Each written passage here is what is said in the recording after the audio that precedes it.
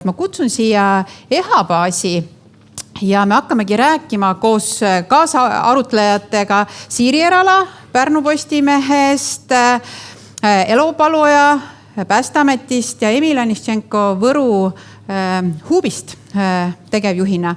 Ja me hakkamegi rääkima sellest, et millised on need igapäevased väiksed kohad ja paigad, kus see demokraatia siis võiks nagu toimida. Et EHA, sa oled täitsa niimoodi andnud ennast üles, et võiksid seda paneeli vedada ja juhtida. Et miks sa seda teed? Et miks see teema sul on oluline? Hea küsimus, miks ma seda teen? Ma ise ka vahetevahel küsin endalt kodus, et miks ma seda ikka teen. Kogukonna teema on mulle südamelähedane olnud juba 90ndate algusest, et ma olen tõesti see õnnelik inimene, kes on saanud kohe taas iseseisvunud Eesti riigis toimetada sisuliselt kogukondadega, alguses noorte, hiljem talunike ja külakogukondadega ja täna, miks ma seda arutelu olin nõus eest vedama, siis ma olen natuke mures selle üle, kuidas me kogukondi arendame täna ja kuidas kogukonna sõna kasutatakse erinevates arengukavades, erinevates vestlustes, et mingi müstiline kogukond, kes maailma kõik asjad ära parandavad, aga see vundament ja kogukonna sisu ja tähenduskihid, see jääb tähelepanuta. Et tahan nügida natukene inimesi kogukonda tegelikult sisse vaatama. Suurepärane. Me arvan, et kuuleme huviga seda järgmist natuke rohkem kui pool tundi, nii et olge hea, lava on teie. Jah, aitäh Kadri, et igapäeva demokraatia eesliin.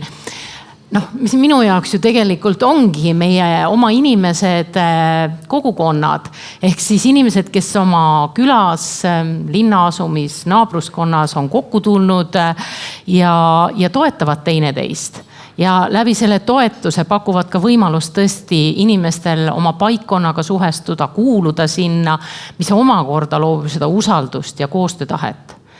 Ja minu jaoks, kui me räägime sellisest kriisikindlast Eestist, turvalisest Eestist, siis tegelikult siit saabki alguse.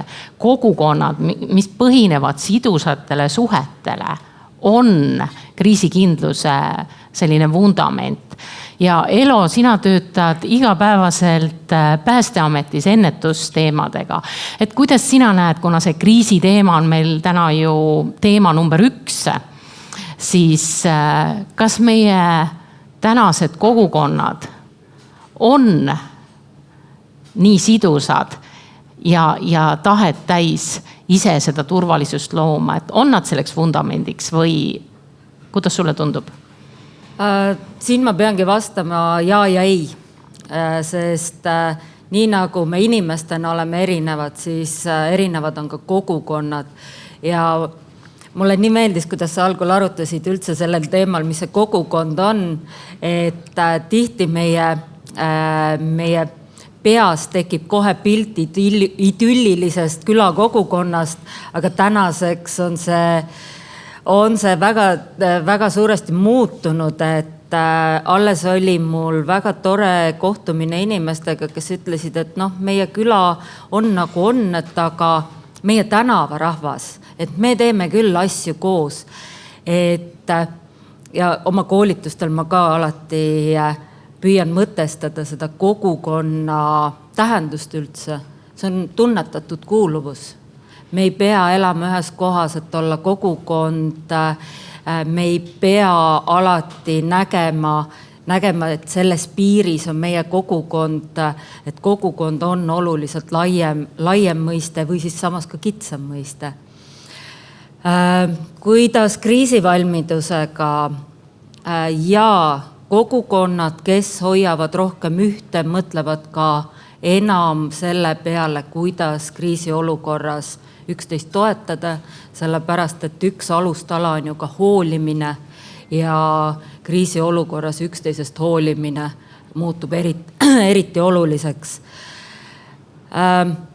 Kõige suurem valukoht, mida ma näen, on see, et kogukondasid veavad eest väga tublid, väga särasilmsed, väga entusiastlikud inimesed, aga inimesed väsivad.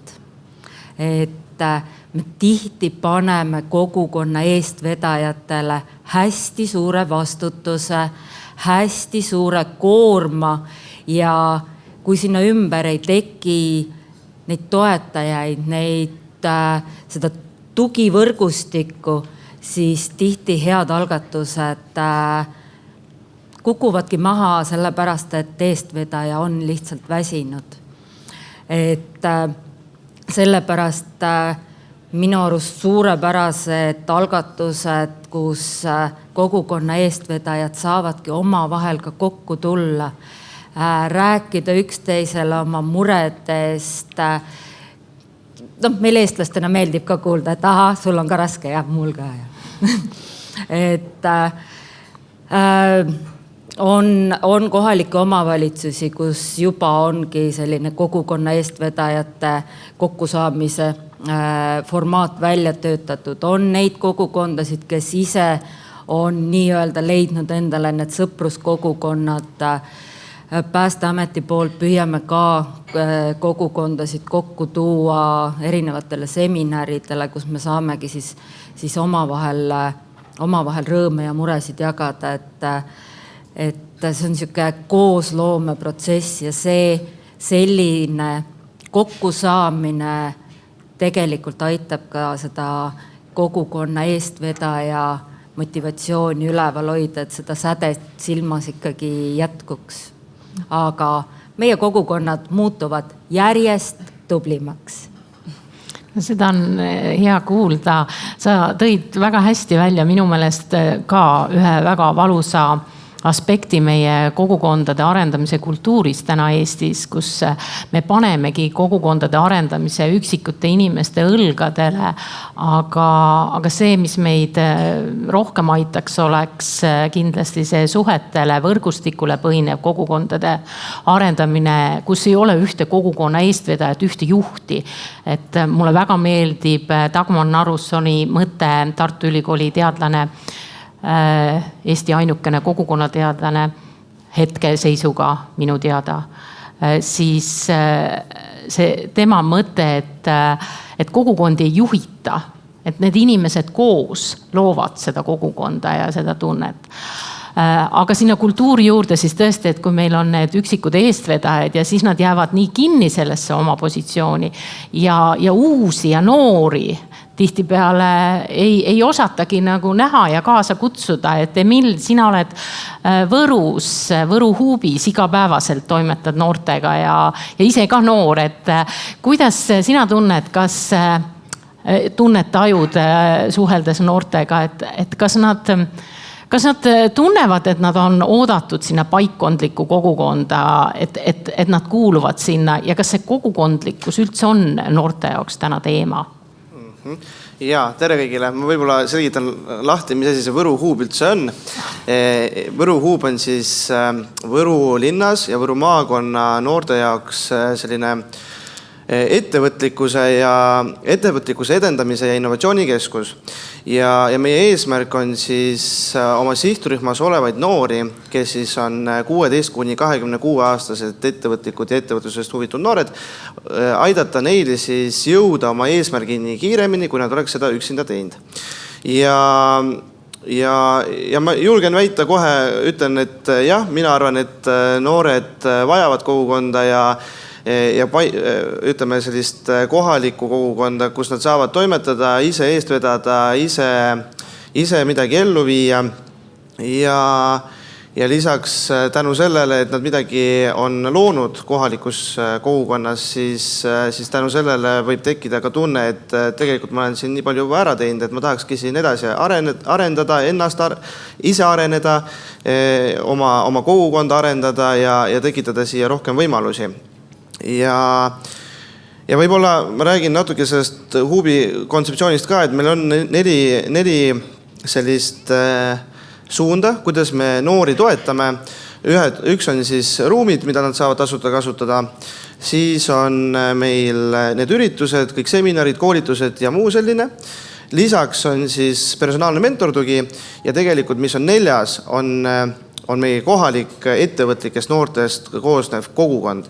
Ehk siis tegelikult meil on praegu kogukonnas umbes 80 liiget, kes on ennast ära kaardistanud, ära mõtestanud, miks nad üldse selles kogukonnas on ja me püüame siis läbi selle kogukondliku tegevuse koos nendega toimetada. Ja me näeme, et see toimib. Seal on vaja ikkagi nagu arendada seda kogukonna süsteemi ka, et kuidas see toimib, kas seal peab olema mingid eestvedajaid juures ja nii edasi. Aga meie jaoks on oluline, et need noored, kes toimetavad, nad tunnevad, et neid kuulatakse. Ma toon ühe näite, et noored tulevad mingisuguse ideega. Kui nad lähevad selle ideega kohe omavalitsuse juhtide juurde, siis omavalitsusjuhid on enamjaolt ikkagi, mida meie oleme tundnud, konservatiivsed. Ehk siis nad tegelikult võib-olla alguses ei mõtle, et see on ülimalt vinge idee või kogukonna jaoks hea asi ja samas nad ei taha midagi halba ka, aga nad lihtsalt ütlevad välja, et näed, et see ei toimi. Ja see kohe see tagasipõrge noore jaoks on võib-olla selline, kohe esimene samm, eemale tõukav samm ja siis noor mõtlebki, et ta ei tahagi midagi teha. Ja me oleme võtnud nagu selle rolli, et me oleme need vahendaja rollis. Ehk siis kui noortel tuleb idee, me lähme omavalitsuse juhtide juurde, selgitame ära, et näed, noortel on selline idee, me saame selle esimese vastulöögi ise kätte ja lähme noorte juurde, ütleme, et näed, tegelikult on kõik hästi, teeme edasi. Ja kui nad ära selle teevad, siis tegelikult omavalitsusjuhid näevad ka, et näed, see tegelikult toimib ja kõik on vinge.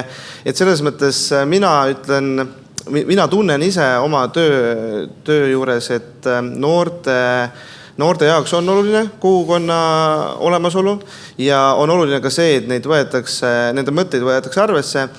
Ja kui ma siia tulin, ma sõitsin täna 3 tundi Võrust siia ja ma mõtlesin pikalt selle teema üle, siis ma leidsin, et tegelikult meil endal, ehk siis tegelikult täiskasvanutel on ka oluline roll mitte nagu võtta kohe see hoiak, et näed, et me tegime kunagi nii ja see toimis, et miks me uut moodi peame tegema.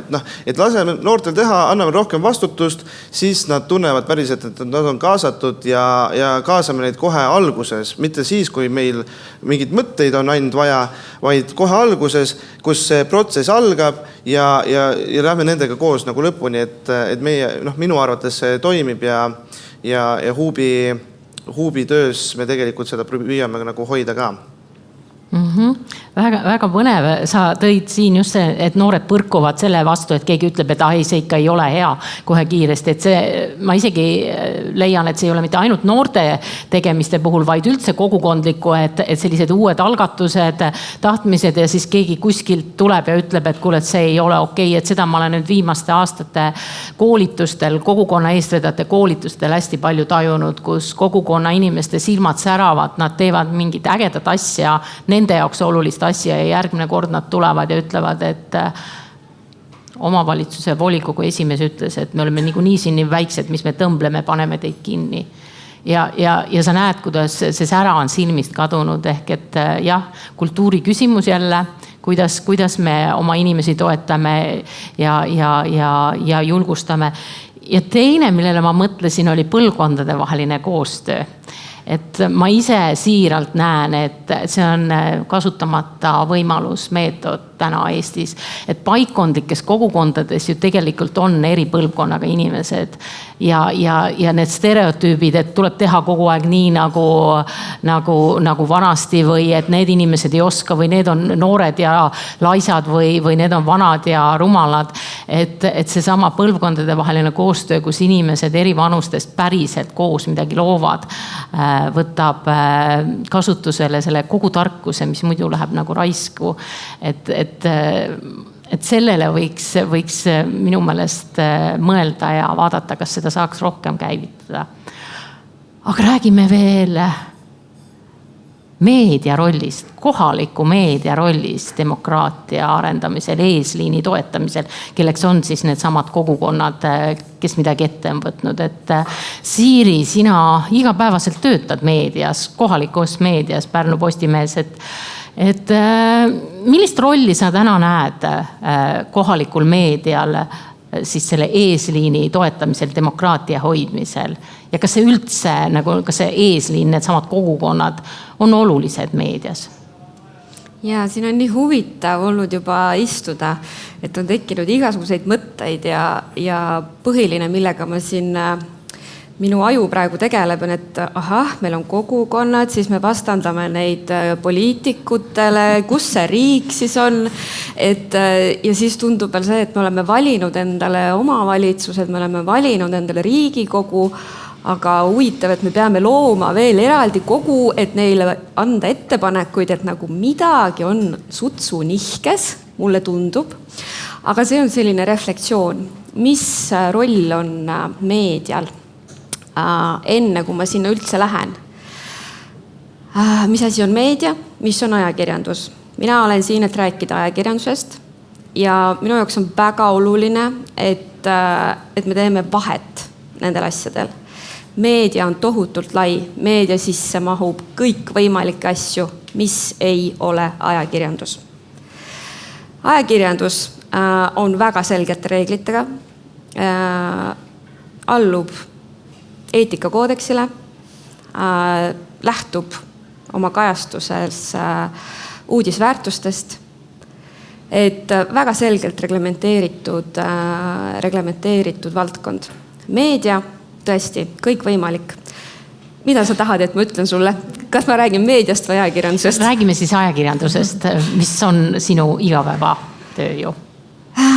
Ajakirjandus, ma mõtlen selle peale, et kui te mõtlete ajaloole, mida te kindlasti olete õppinud juba põhikoolis, et kus Pärnu Postimees algas ja mis need esimesed sõnad olid, et siis tegelikult see ajakirjandus ja see oli ju enne, kui meil üldse riik üldse oli, et Papa Jansen pöördus siis Eesti rahva poole, nagu sõnastas, et meie oleme meie. Ja ma arvan, et see on see roll, mis on ajakirjandusele siiamaani jäänud. Ta on selline jagatud kogum, eriti kui ma mõtlen kohalikku ajakirjandust. Et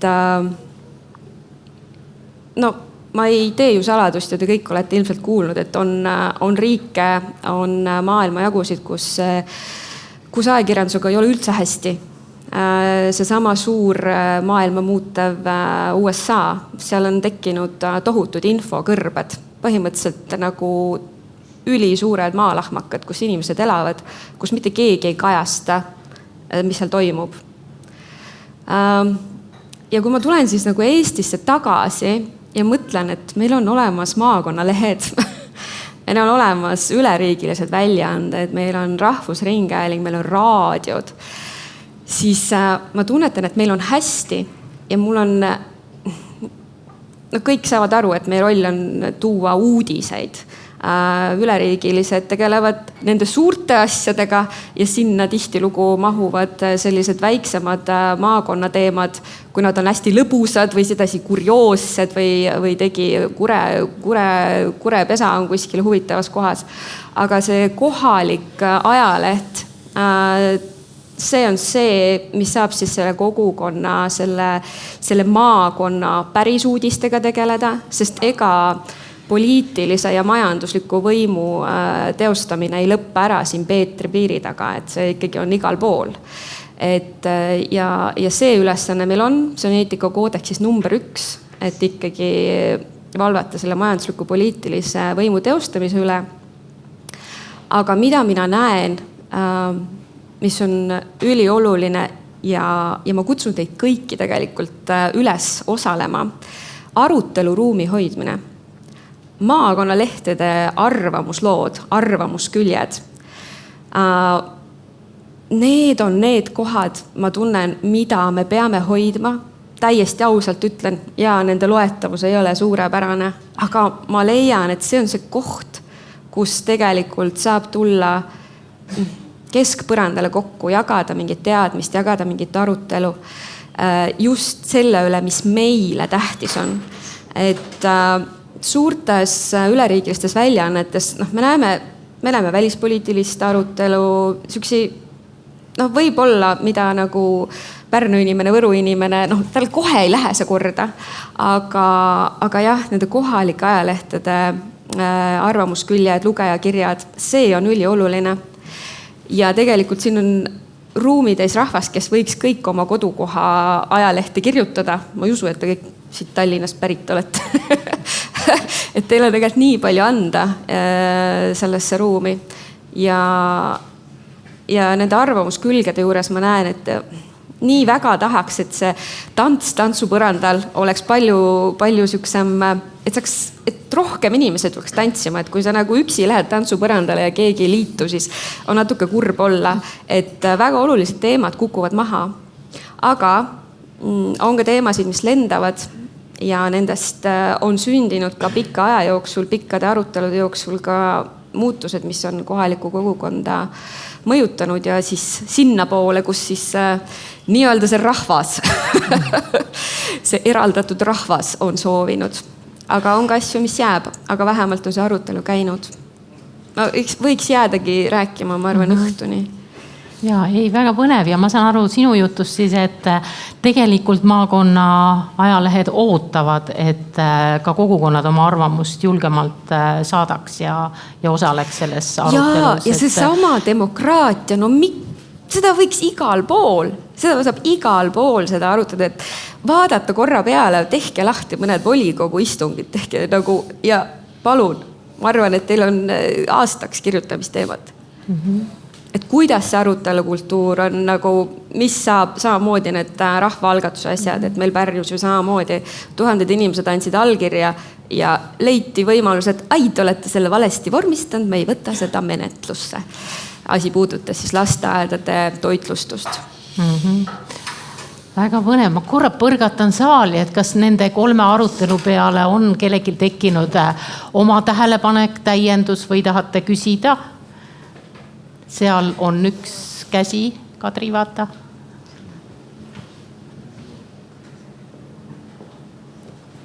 Mul on küsimus Emilile, kas see Võru Huub arenes välja Võru noorte huvikeskusest või on ta siis täitsa uus algatus? Ja, Võru Huub sündis siis nii, et me nägime koos 16 pluss noortega, et noortekeskus ei ole võib-olla see koht, kus 16 pluss 16, vähemalt 16-aastane noor läheks, sest seal käivad need nooremad noored, neil on teised huvid, see liikumine on juba teistsugune ja kogu see mõttemaailm on väga erinev. Ja siis me väikse pundiga hakkasime seda mõtet nagu viljelema ja rääkisime seda avalikult, rääkisime oma sõpradele, rääkisime töökaaslastele, rääkisime omavalitsusjuhtidele ja minu töökaaslane siis ütles, et väga lahe, et teeme ära. Ja mina tollel hetkel töötasin noortekeskuses noorsootöötajana ja kuna ma teadsin, siis tegelikult see Huub pärineb Pärnust. Ja selline inimene nagu Erik Hannus siis seda eest vedas ja veab siiamaani.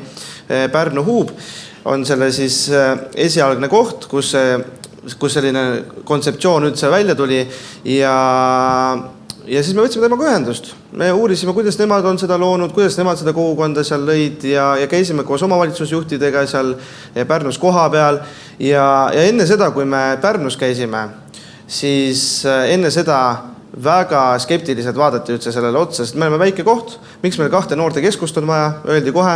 Meie siis püüdsime selgitada, et tegemist ei ole noortekeskusega, et tegemist on sellise muu organisatsiooniga ja tegelikult teine sihtrühm on ka. Ja siis, kui me ära käisime, siis tuli positiivne hoiak ka omavalitsusjuhtidelt ja siis me koostöös hakkasime siis neid ruume ehitama, disainima ja kogu selle kogukonna loomine oli ka siis meie endi poolt, meie noorte poolt, selle väikse pundiga me hakkasime kogukonda looma siis, kui see ehitus käis. Ehk siis me kaasasime enda juurde veel inimesi, kes on sellest huvitatud, kes tunnevad, et neil on sarnast kohta vaja, nagu Pärnus on, aga võiks ka Võrus olla ja järjest me siis hakkasime kasvama ja siis saime ruumid ja siis tuli kogukonda veel rohkem inimesi ja nii edasi. aitäh, Emil, ma nägin, et seal oli, kas oli veel üks küsimus? Tiiu Kuurmäel on ka. Tere, minul on küsimus seotuna Metsküla kooli saagaga, mille tunnistajaks me üle-eestiliselt kõik olime. Ja me mäletame, kui palju oli artikleid, kuivõrd käisid Metsküla koolis, isegi president käis seal ja haridusminister, kõik olid kooli poolel. Ja olid valla volikogu koosolekud, kus lausa füüsiliselt opositsioon välja visati, ka see kajastus meedias.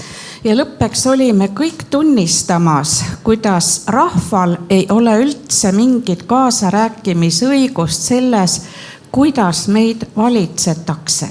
Ja see ongi praegu minu jaoks ka küsimus, kui me juba vaatame tervet riigi tasandit ja kõik ju teavad, millised on siin reitingud ja milline on rahva rahulolu sellega, kuidas meid valitsetakse. Ja tuleb tõdeda ka praegu, et meil ei ole reaalselt rahvana võimalik mitte midagi selles osas ära teha, mis toimub, mis meiega tehakse. Ja ma paluksin teilt kui asjatundjatelt kommentaari, olles samas muidugi rõõmus, et Lääneranna vallas olid ümbervalimised, Metsküla kool saab nüüd riigikooli staatuse ja oma tublidusele nad säilisid. Nii et tänu valimistele siiski muutus oli võimalik, aga just see valimiste vaheline periood, mis võimalused rahval on? Kui ma võin, siis tegelikult selle Lääneranna valda vaadata, mis seal on juhtunud, siis nüüd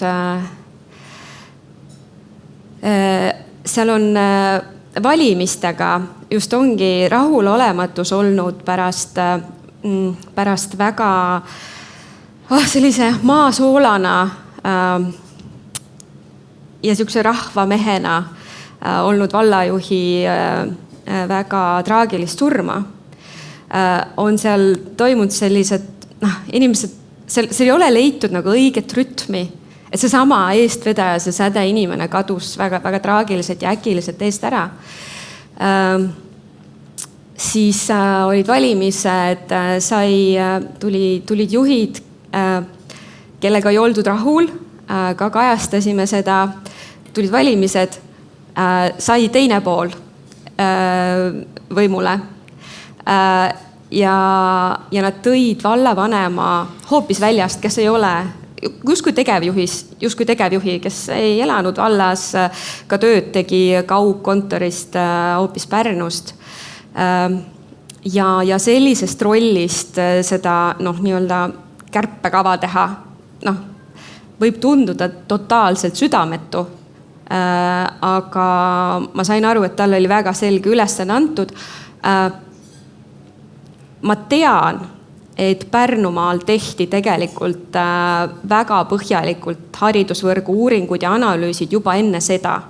Ja tegelikult need otsused igal pool maakonnas on põhinenud sellel. Ja kui ma mõtlen tagasi valimisdebattidele, siis mis me kohalikul tasemel vedasime, siis põhimõtteliselt kõik jõud soovisid seda Lihula gümnaasiumi hoonet uuendada. Nad olid selles ühel nõul. Neil ei olnud ainult mitte kellelgi plaani, kuidas seda teha. Ja kui me vaatame, mis nüüd siis tehtud on, et valla tasemel ohverdati väga paljud koolid selleks, et see Lihula gümnaasium saaks renoveeritud, uus hoone ehitatud ja sealt mindud. Justkui faktiliselt tehti seda, mida nagu kõik poliitilised jõud, milles kokku leppisid või olid ühel meelel. Aga jah, see viis, kuidas seda teha. Nüüd olid jälle valimised, sai siis jälle see vastaspool ja Metsküla kool on taas mitte riigikool, vaid omavalitsusele kuuluv kool siis. jah, aga me nüüd peame siit edasi liikuma. Ma ise kommentaarina ütleks, et minu meelest me ikkagi saame teha ja üks ongi seesama arutelukultuur, seesama viis, kuidas me asju korraldame, et aeg-ajalt tuleb teha mingeid otsuseid, aga tõesti see arutelukultuuri poole nügimine, üksteise kuulamine ja arutelu tekitamine, et see on kindlasti ja valimistega me ikkagi saame muutust luua ja siin oli ju ehe näide, kus muutus ka tegelikult tekkis. Aga ma annaks siin kõigil nüüd korra sõna, et kui meil on jäänud kõlama praegu, et pigem positiivsem noot, et kogukonnad on ärkamas, kogukonnad toimetavad, noored toimetavad ja tahavad toimetada. Mina ise nüüd toon siia natuke seda negatiivset nooti just selles osas, et mulle ka tundub, et kõik minu head tuttavad räägivad tublidest kogukondadest, aga kui ma vaatan natukene kaugemale ja räägin inimestega, kes ei ole igapäevaselt kogukonna teemas sees, siis sealt ikkagi tuleb väga suur murekoht inimeste passiivsuse üle, selle üle, et meil tegelikult kogukondlikku toimetamist napib. Ja siit ma siis küsikski, et mida me siis ühiskonnas teha veel saame, et nügida inimesi kogukondlikumalt toimetama? Ka neid inimesi, kes täna ei pea seda oluliseks, vaid pigem naudivad tarbijaks olemist, teenuste tarbimist ja ise ju liigutamine on tegelikult ebamugavast või mugavast tsoonist välja tulek, et elo. Kas me saame midagi ühiskonnas teha, et oleks rohkem kogukondlikku toimetamist? Ma ütleks, et kõik meie ümber toimuv tegelikult aitab kaasa sellele, et kogukonnad muutuksid aktiivsemaks, sest me kõik näeme, mis toimub maailmas. Me kõik tunnetame seda ärevust ja seda enam me tunnetame ka vajadust, et meie kõrval oleks keegi. Et miks just see, võib-olla see kriisideks valmistumine, kriisiplaani loomine võib olla ka see üks nurgakivi selle kogukonna ehitamisele, et me tuleme kokku, me mõtleme läbi, kuidas me saame ka päriselt raskes olukorras üksteist toetada. Sellepärast, et kas me peame seda tegema? Ei, me ei pea seda tegema. Me ei pea talvel kasukad ka selga panema, aga see on mõistlik, kui on külm. Et see kogukond ei pea midagi tegema, aga see on mõistlik. Ühiselt vaadata oma võimetele, oma vajadustele sisse, kindlasti suhelda ka kohaliku omavalitsusega, sest siin peab olema see dialoog kohaliku omavalitsuse ja kogukonna poolt, et ei ole mõtet leiutada ühte sama jalgratast seal vallamajas ja külamajas, vaid need jalgrattad peavad kokku klappima. Et see on minu soovitus. Aitäh. Siiri. Ma jälle hakkan nii pikalt rääkima. Sa võin nüüd lühidalt öelda, kas on mõni mõte, mida me peaks või saaksime teha? Küsimuses oli minu arvates juba üks filosoofiline koht, et nad ei osale kogukonna elus, aga nad on ju liikmed igal juhul. Ja täpselt seesama, et meil on vallamaja ja meil on külamaja. Et nagu need müürid, see on nagu nii, see tegelikult ei peaks nii olema, sest seesama inimene, kes seal vallamajas ju tööl käib, on ju ka see külaelanik. Või heal juhul on ju, et nagu ma siin just rääkisin Läänerannast ja tegelikult on ka ju teisi valdu Eestis, kus juhid on imporditud. Et nad on justkui nagu mitte kogukonnast tulnud, vaid justkui palgalised, saate aru mu mõttest, et nad ei ole nagu kasvanud sellest kogukonnast. Et ma ei tea, ma jääks siia, et siin ma näen mingit nihet, alati ei ole häid lahendusi, aga võib-olla selline punane koht, selline valus paise, selle äratundmine võib-olla on esimene. aga kriisi vaates tegelikult kohalikud omavalitsused järjest rohkem näevad kogukondasid kui oma ülimalt olulist ressurssi, et see võib olla ka jällegi see üks liim, mis neid rohkem kokku seoks. Aga ma praegu just mõtlen seda, et kui meil on nagu kriisiolukord mingis vallas ja vallavanem või mingisugused võtmetöötajad elavad hoopis, ma ei tea, mandril või kuskil, tegelikult on ülisuur probleem, ta ei ole võimeline seda olukorda juhtima. Mis tähendabki, et see kohalikud inimesed tegelikult on need, kes seal kohapeal siis on ja saavad tegelikult toetada. Aga Emil, kas sul on ka kohe, kui on saalis, aga ma lasen Emilil ka öelda, kas sul on 1-2 soovitust, mida me saame teha, et meil oleks rohkem kogukondlikku toimetamist? Jaa, siin tegelikult tuli välja ka, et esimene asi, mida mina nagu soovitaks, kui valimised on, siis valida ikkagi kogukonna inimesi, kes kandideerivad. Ehk siis need inimesed, kes päriselt on midagi ära teinud, tahavad päriselt, neil on sära silmis, nad tahavad toimetada, valida neid, mitte kogu aeg neid nii-öelda poliitikuid. Kogukonna inimene on motiveeritud, tahab toimetada ja isegi kui tal ei ole seda kogemust, siis ta saab selle kogemuse kätte. Ja teiseks, mida võib-olla mida me saaksime ühiskonnana teha, on ka selline järelkasvu tekitamine. Ehk siis mina nagu näen oma piirkonnas ka seda, et kui meil mingid üritusi korraldatakse, siis ühed ja samad inimesed korraldavad. Kõik need ettevõtlikud inimesed tegelikult on väga hõivatud, need kaasatakse igale poole. Aga mõelda selle peale ka, et miks nagu see inimene ei tule näiteks sinna keskkonda. Kas sa oled teda üldse kutsunud? Nagu koos korraldama midagi, koos tegema midagi, koos arutama midagi. Kas sa oled ise nagu proovinud mõelda ka selle peale, et äkki ta ei oskagi kuskilt alustada, äkki tal on mingid mõtted, aga ta ei oska kuskilt alustada, et võib-olla peaks talle mingisugust võimaldama koostöös, ma ei tea, omavalitsusega tegema kogukonnale mingisugust koolitust või kursust, kust ma saangi need teadmised kätte ja ma saangi läbi selle juba praktiseerida ja toimetada ja teha. Et selle peale mina olen nagu siin viimasel ajal mõelnud ja selle nimel oleme ka toimetanud. Ja mingi mõte oli mul veel, aga mul ei tule kohe pähe. Võib-olla tuleb tagasi. Kuidas meil ajaga on? 5 minutit. Kas saalist oli kellegi mõte? Seal on mitu. Esimene oli seal taga. Aga see on siis nüüd minutiline, sest meil on lõppu ainult 5. Ja, aitäh.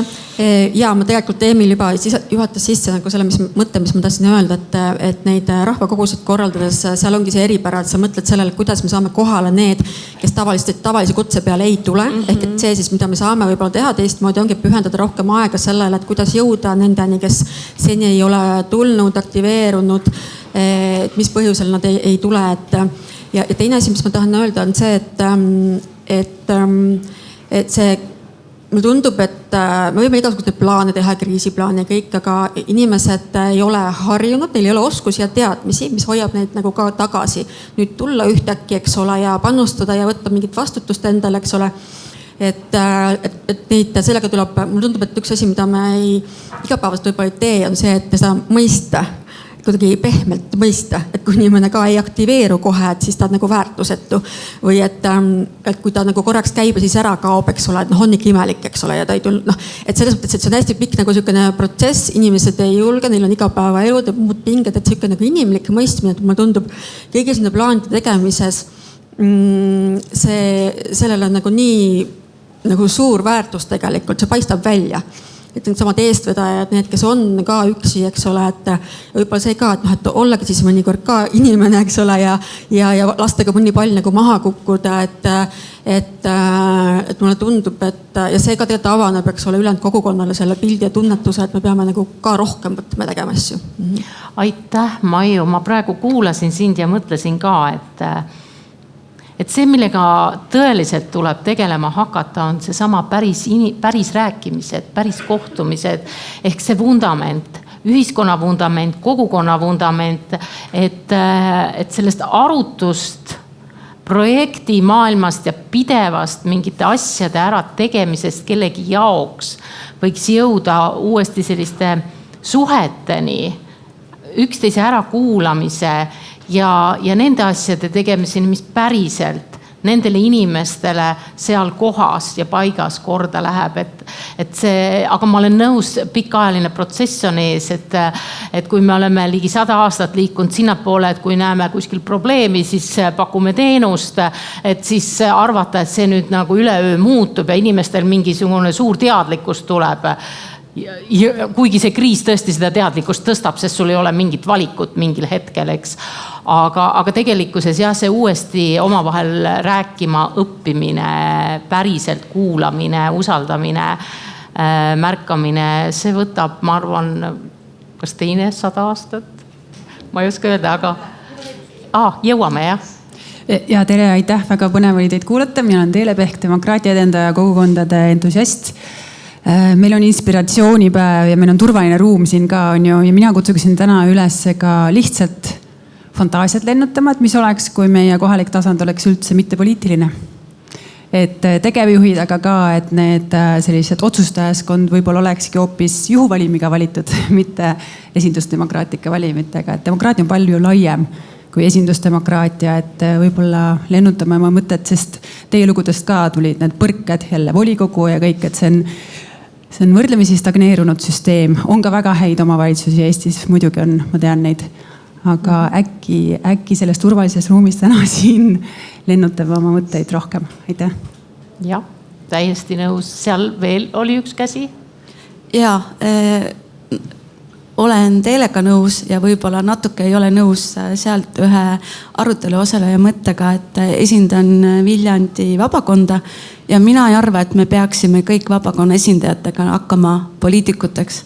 Ma pigem ütleks poliitikud, kes te vabakonnast kasvate välja, mis on väga hea tulemus ja lähete poliitikasse. Ärge unustage, et hakkame siis kündma seda põldu, et vabakond on strateegiline partner ja hea parem käsi, kellega muutusi või midagi head oma kodukandis ellu viia. Et pigem künnaks seda põldu ja niipidi. Jõudu meile.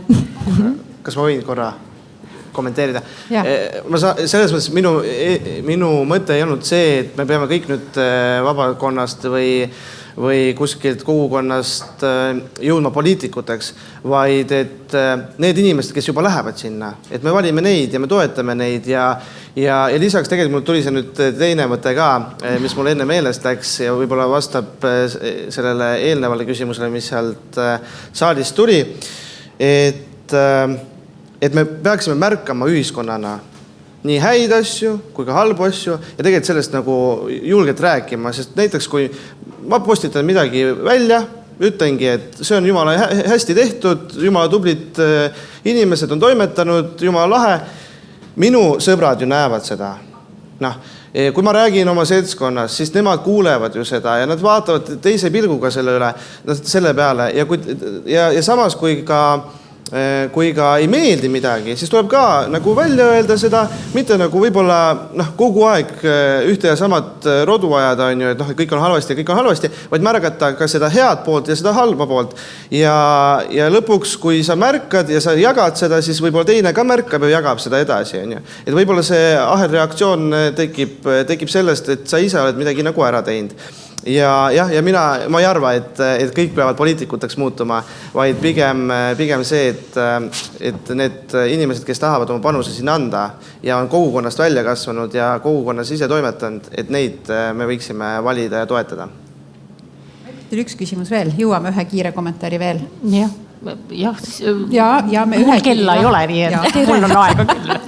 Tahaksin öelda, et mu küsimusele jäi vastamata, et räägiti Lääneranna valla valitsemise detailidest, aga küsimuse mõte oli hoopis selles, et millised on rahva ja kogukonna liikmete võimalused mõjustada seda, kuidas meid valitsetakse ja mitte ainult korra 4 aasta jooksul kasti juures käimisega, vaid ikka igapäevaselt.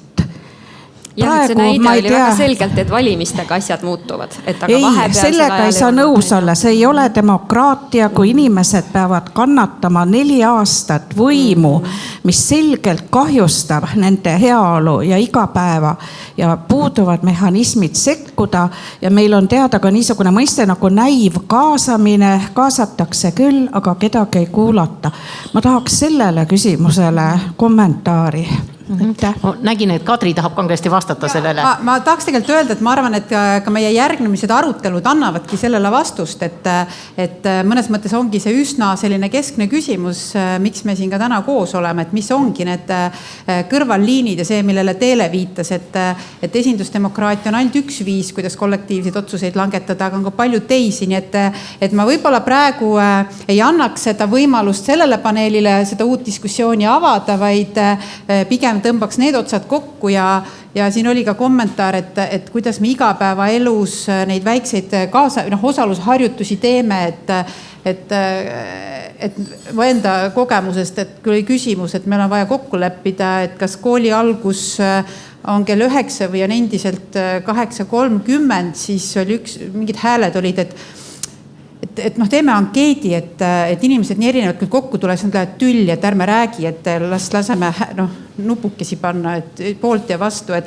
need on need kohad tegelikult, kus me igaüks saame midagi ette öelda, et ei, et mina tahaks arutleda sellel teemal, huviga tahaks kuulata, mis teised arvavad. Nii et need on ilmselt need väikesed sammud, lihtsalt tain juurde. Aga suur aitäh sellele paneelile.